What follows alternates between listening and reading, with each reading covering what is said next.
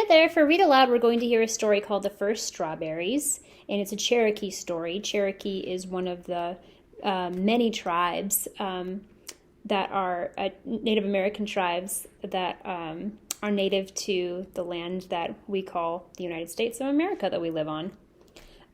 So strawberries, for a lot of native cultures, are like a very important and sacred fruit.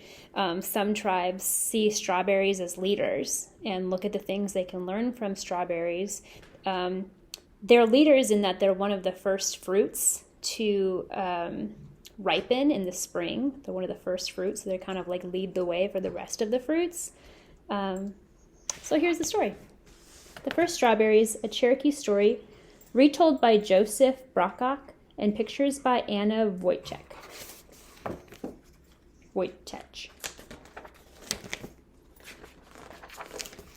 Long ago, when the world was new, the Creator made a man and a woman. The two of them were made at the same time so that neither would be lonesome. They married, and for a long time they lived together and were happy.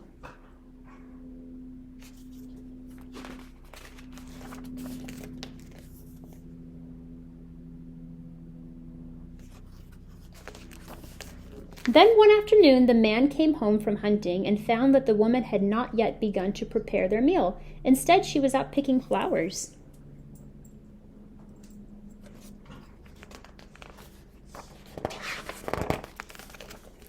The man grew angry. "I'm hungry," he said in a cold voice. "Do you expect me to eat flowers?"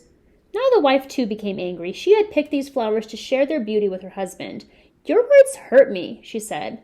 "I will live with you no longer."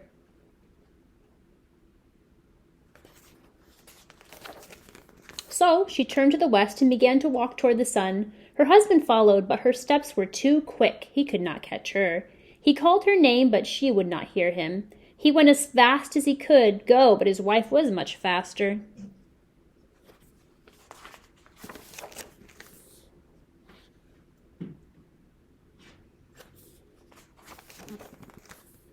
The sun watched as the husband followed her. The sun saw how sorry the man was and took pity on him. "Are you still angry with your wife?" asked the sun. "No," said the man. "I was foolish to speak angry words, but I cannot catch her to tell her I am sorry." "Then I will help you," said the sun. The sun shone its light down on the earth in front of the woman. Where its light shone, raspberries grew up. The berries were ripe and looked good to eat, but the woman paid no attention to them and continued walking.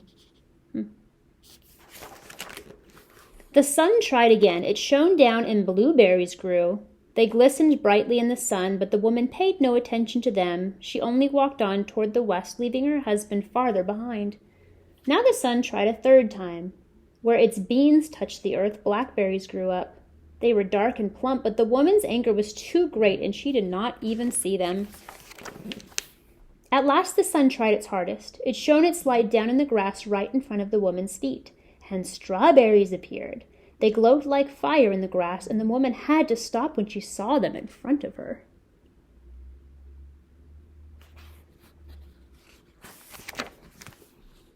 She knelt down and plucked one and bit into it. She had never tasted anything like it before. Its sweetness reminded her of how happy she and her husband had been together before they quarreled. Quarreled means like to fight.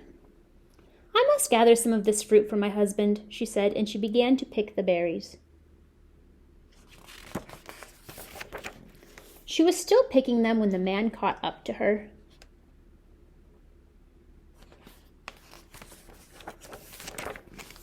"Forgive me for my hard words," he said to her, and she answered him by sharing the sweetness of the strawberries.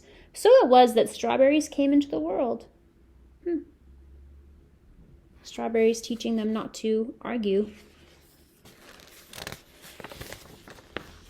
To this day, when the Cherokee people eat strawberries, they are reminded to always be kind to each other, to remember that friendship and respect are as sweet as the taste of ripe red berries.